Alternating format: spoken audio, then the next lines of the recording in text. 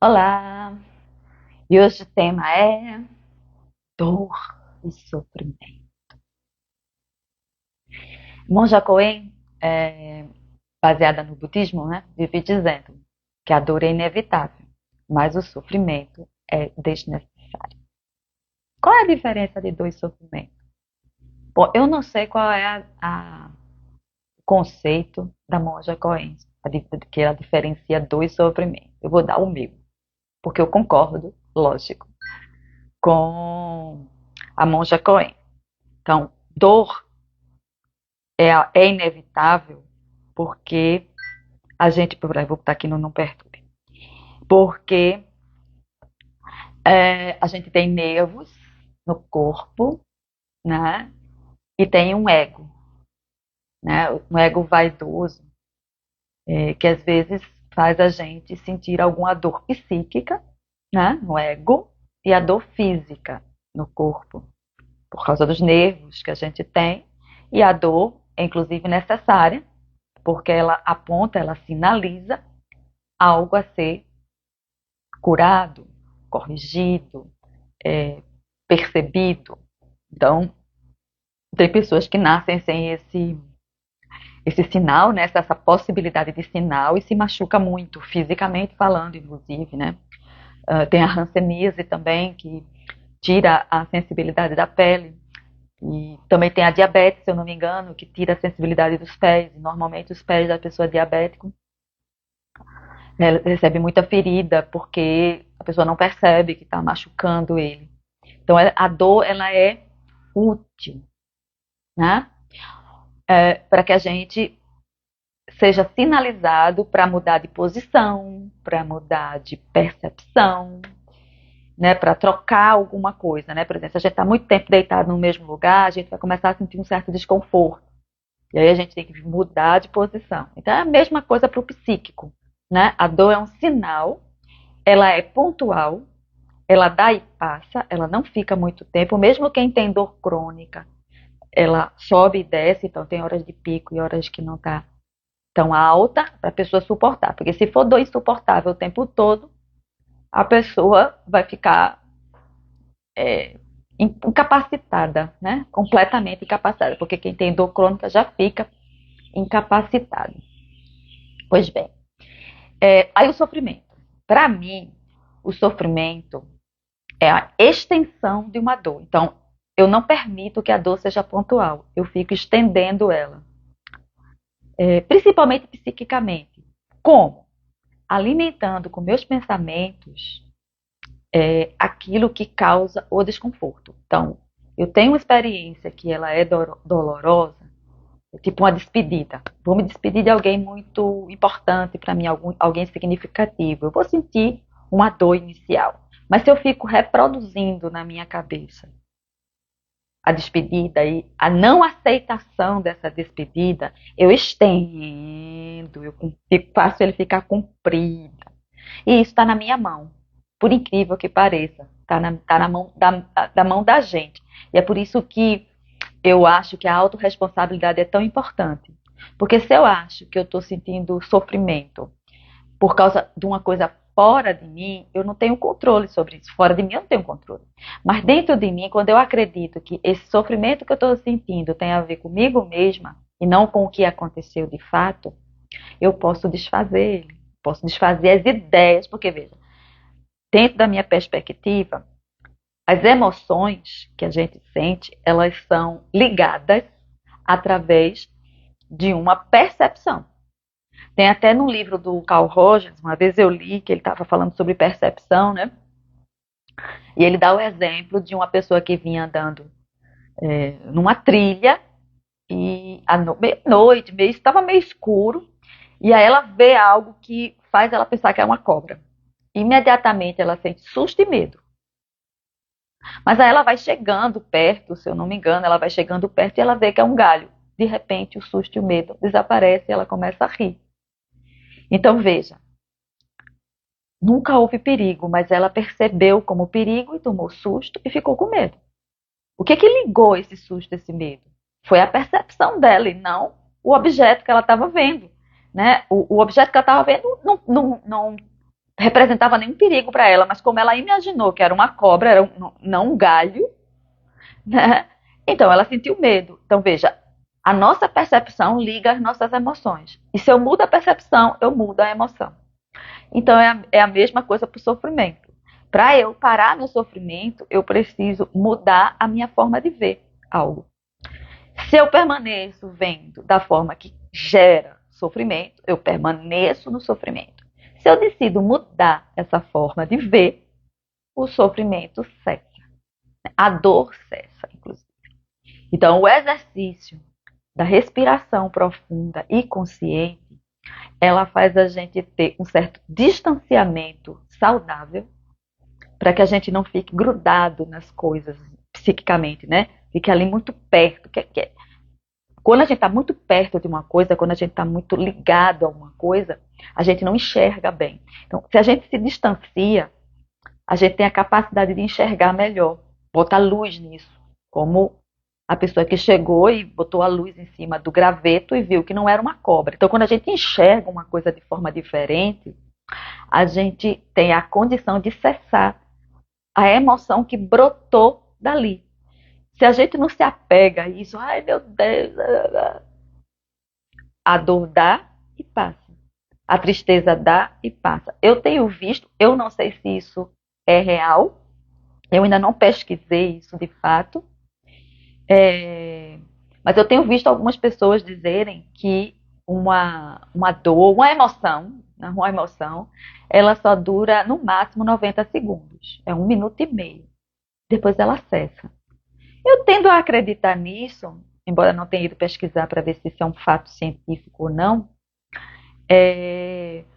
porque eu acho que toda emoção gasta muita energia, mesmo a alegria, né? E se a gente fica muito tempo nisso, a gente fica exausta. Então, o melhor é estar sempre sem estar emocionado, em equilíbrio, porque a gente tem sobra energia para a gente fazer muita coisa. Mas se a gente está sempre muito emocionado, com as emoções básicas, raiva, medo, tristeza, alegria, susto e nojo, se a gente está com essas emoções o tempo inteiro na alta, a gente não faz mais nada na vida, porque a gente vai ficar esgotado, porque gasta muita energia. Então, elas terem 1 minuto e meio para dar o sinal para a gente se mover, né? Porque emoção vem de movimento, né? Se eu não me engano, a palavra vem de mover, se mover.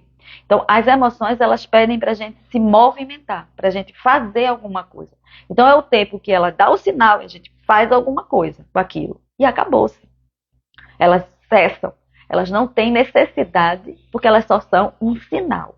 A gente é que, por causa da nossa vaidade, do nosso ego, né, da nossa perspectiva, a gente parece que até achou bonito sofrer, né? A gente acha digno o sofrimento. Tanto é que eu acho muito interessante quando alguém atinge um êxito, um sucesso, né? Uma vitória, uma conquista. As pessoas que vão dar entrevistas, mas eu sofri muito, quer dizer, eu mereço isso porque eu sofri muito. Se eu não tivesse sofrido, eu não merecia a conquista. Eu acho tão interessante isso, né? Eu nunca vi ninguém dizendo, foi fácil. Eu conquistei isso aqui com facilidade, foi divertido, foi rápido. Não. Foi demorado, foi dolorido, foi sofrimento em cima de sofrimento, foi muito sacrifício, foi sangue, suor e lágrimas. Então a dor na mente da gente parece que dignifica, porque a gente não nasce merecedor. A gente já nasce pecador, porque a maioria dos seres humanos, a maioria das religiões tratam os seres humanos ainda, né, como seres vis, maléficos, do mal mesmo, que precisam ser controlados para terem o mínimo das coisas boazinhas. Precisam ser, inclusive, punidos. Então a gente já nasce pecador. Pecador não merece nada. Né? Então a gente tem essa ideia na cabeça de que para merecer alguma coisa de bom na vida, a gente tem que passar um tempo em sacrifício, sofrendo, né? Sentindo dores, humilhações, para poder garantir não, como é que eu posso chancelar, né? O ganho. A gente não pode ganhar. Então, a pessoa que ganha algo fácil é desconsiderada. Eu passei muito tempo assim, porque eu nasci numa família que me deu tudo, sem eu precisar fazer absolutamente nada. Então, até assim, o início da minha vida adulta, 20 e poucos anos, eu achava que eu era indigna de ter tudo que meus pais me deram. Né? Então, para eu aprender que se eu recebi estava tudo bem, levou um tempão de terapia. Porque eu achava que. E eu ainda via todo mundo sofrendo, né? Todo mundo se sacrificando, sofrendo, para ter um tiquinho. E eu tinha mais que o suficiente, sem fazer absolutamente nada, porque minha vida sempre foi fácil. A única coisa que dificultou minha vida fui eu mesma. Minha própria cabeça dificultou minha vida. Inclusive, minha terapeuta, quando ela leu meu mapa astral, né, minha primeira terapeuta era astróloga. E quando ela leu meu mapa astral, que eu pedi para ela fazer meu mapa astral e a gente ir se orientando na terapia pelo mapa astral. E aí ela disse, olha, uma das dificuldades da sua vida é a sua facilidade. Ela disse que nunca tinha visto um mapa astral sem quadratura, se eu não me engano, era uma coisa desse tipo, que representa problema na vida. No meu não tinha. Não tinha nada. Era tudo simples, fácil, direto, né? E aí ela disse, isso está dificultando sua vida. Sua vida é tão fácil que lhe dificulta. Provavelmente, a gente não chegou, acho que não lembro da gente ter elaborado isso, mas depois eu pensando, né? Eu digo, é porque eu via todo mundo tendo vidas horrorosas, sofridas, né? E eu não, então eu achava que era injusto eu ter e as pessoas não terem, né?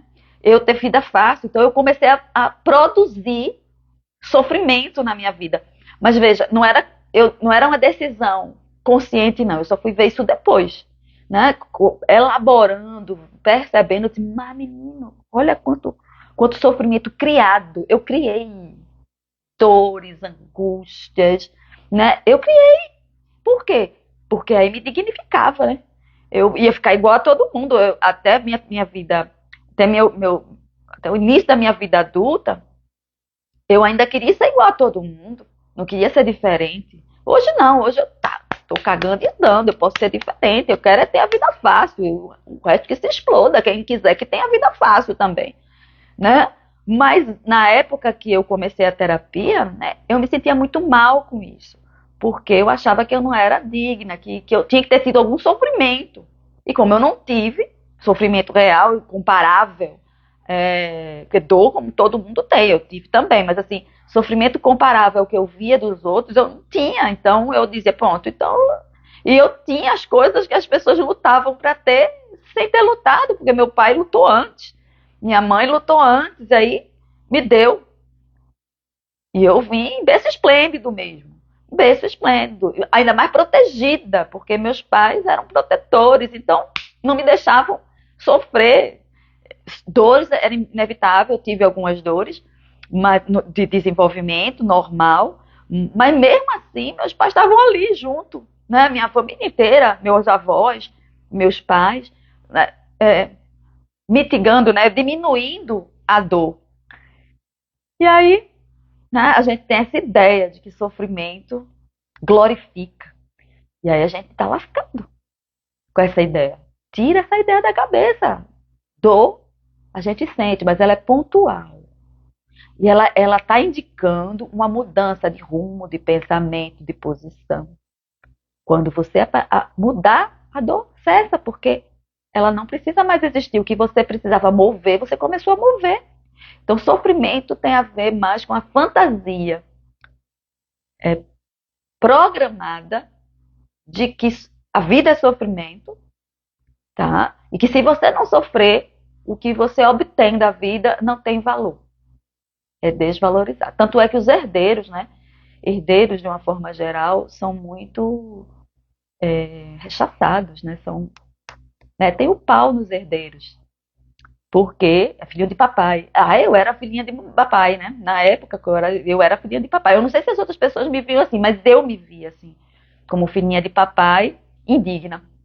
E eu não ouvi ninguém me criticando, porque é raro eu ver alguém me criticando, assim, com exceção do meu parceiro, que foi a pessoa mais corajosa que chegou junto de mim para dizer as coisas que ele não gostava em mim. O resto me ama, me adora e só tem coisas boas para dizer de mim. Só o meu parceiro que ficava apontando. Hoje em dia ele nem faz mais isso. Era mais no começo, né? Hoje em dia ele continua não gostando de algumas coisas que eu penso, que eu digo, que eu faço, mas ele fica quieto, ele não fala mais. Antigamente não, ele achava que tinha que dizer para mim. Hoje ele sabe que não precisa dizer para mim, né? Que não vai adiantar de nada. Né? Eu só mudo na hora que eu tiver que mudar mesmo. Então, esse negócio de ficar apontando defeito no outro, para o outro mudar é nada. O outro não vai mudar porque você apontou. Esqueça isso, né? Não vai. Então, eu acho que ele aprendeu isso, que eu não ia mudar. E aí, com o apontamento dele, né? Embora eu agradeça ele ter apontado, porque eu usei isso a meu favor. Mas eu sabia usar a meu favor. Não para mudar porque ele pediu, mas porque eu já sabia na época que ele começou a me apontar as coisas que isso era favorável para mim. Então eu mudava por mim, não por ele. E não porque ele tinha apontado coisa em mim. Mas assim, a gente tem essa mania, né, de dizer, tenho que dizer isso para fulaninha ou fulaninho para ele mudar. Vai gastar a sua saliva, seu latim, porque fulaninho só muda quando aquilo que ele está fazendo incomoda para ele. Para você é zero. Ele não vai fazer nada para deixar de lhe incomodar, porque não dói nele, dói em você. Então, a gente só muda aquilo que dói na gente. A gente não é tão altruísta assim, de mudar o que dói no outro. A gente só se move quando a dor é na gente.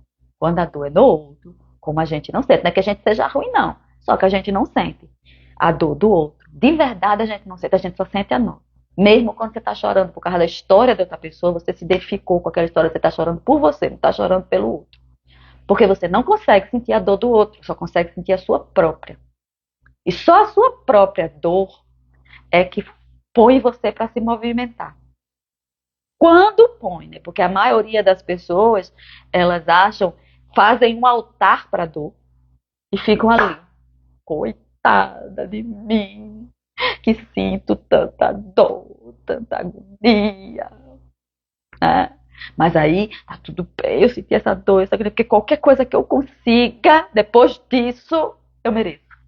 E aí eu posso ter aquilo. É meio que uma moeda de troca. A dor, o sofrimento é uma moeda de troca.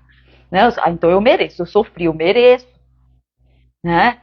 Eu agora, por causa do que eu estou estudando o BTS, né? Eu fico vendo as ARMYs dizendo, né? Eles têm essa riqueza, esse sucesso, mas eles sofreram muito. Aí botam as cenas dos bichinhos, coitados, sofrendo, botando os bofos para fora de tanto dançar, né? Sofrendo haters, tá vendo? Eles sofreram isso tudo, então eles merecem. Tá? Se eles não tivessem sofrido tudo isso, provavelmente eles estavam jogando pedra nele. Se eles dissessem, não, mas foi fácil, a gente no instante conseguiu, a dança é fácil, ninguém ia gostar deles. Provavelmente. Só diz que eles merecem porque eles sofreram e mostram que sofreram. Tá? Fazem vídeos deles sofrendo. Sentindo dor, sentindo agonia, sentindo angústia. Então eles merecem porque eles sofreram. E a gente nem sabe que pensa assim. A gente fala, mas não pensa, cara. A gente não reflete, a gente não tem. A gente tem o potencial de autoconsciência, mas não usa o potencial de autoconsciência. A gente vive de forma inconsciente o tempo inteiro. Muitas vezes a gente não sabe nem o que diz. Muitas vezes eu mesma faço isso, mas eu estou pegando muito nos meus clientes, obviamente. Né? Eu digo, você ouviu o que você acabou de dizer? Aí a pessoa faz cri, cri, cri, cri. O que foi, Nanda, que eu disse? Aí eu disse, você disse isso, isso e isso. Foi. Nem pensei. Mas foi só hábito, Nanda. Não, eu não estou pensando assim mesmo, não. Foi só a forma de dizer. Inconsciência, meu amor. Você está pensando sobre aquilo, senão você não tinha falado.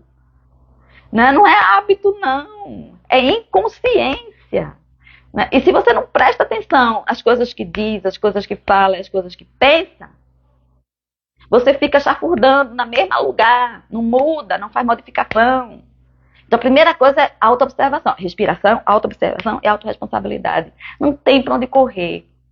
Né? Se você não traz isso para si, as mudanças ficam superficiais, elas não entram profundamente, elas não fazem você viver de forma diferente. E parar de sofrer. Dor, tudo bem. Sofrimento é desnecessário, tá? Sofrimento não é bonito, gente. Sofrimento não é bonito. Esqueça isso. Sofrimento é desnecessário. Para. Você pode dizer a palavra cancela. Você pode dizer parei aqui. Estou me livrando disso. Decide. Se você decide de forma consciente e repete isso até você internalizar, você não faz mais isso. De sofrer, estender a dor, tipo, passar horas, dias, meses, anos, né, macerando um mal-estar. É minutos. Ou, como tem dito aí o pessoal da neurociência, 1 minuto e meio no máximo. E aí você tem, tem alguma coisa aqui para eu modificar. Tá pronto, tá maduro para eu transformar, para eu mudar para alguma outra coisa, com a minha consciência, com a minha percepção, não é o que o pessoal da física quântica espiritual diz, né? Aquilo que eu ponho minha vista fica diferente. Sai de ponto para onda e de onda para ponto. Então, quando você põe a sua consciência, você começa a fazer um processo de mudança. Mas é só o começo, tá? Porque você vai ter que ficar prestando atenção nisso por um tempo até tudo mudar, porque tudo aqui acontece no tempo e no espaço. E às vezes leva muito tempo mesmo. Ah, tem coisas minhas que eu estou passando ainda, tem desde o começo do meu processo até agora, e eu ainda estou fazendo o processo de mudança nela. Mais de 30 anos, 34 anos, 34 anos, né? Que eu estou ali olhando, e aí muda um pouquinho, olhando, e muda um pouquinho, porque o negócio é grande. E tem coisas que eu dei uma olhada e mudou imediatamente, rapidamente. Tem é uma paisagem com vários pontos, e aí a gente vai, esse ponto aqui rápido, esse ponto aqui leva mais tempo, esse ponto aqui leva anos. É assim, mas não precisamos sofrer, tá? Eu concordo com a Monja Coen. Botem lá no YouTube, Monja Coen, Dor e Sofrimento, que você vai ver vídeo dela. Já falei isso aqui em outro vídeo, eu acho. Vou falando de novo, né? Mas assim, porque eu acho importante, é a primeira coisa que a gente precisa entender, talvez, que a gente não precisa sofrer, tá? Então, até a próxima. E por hoje é só.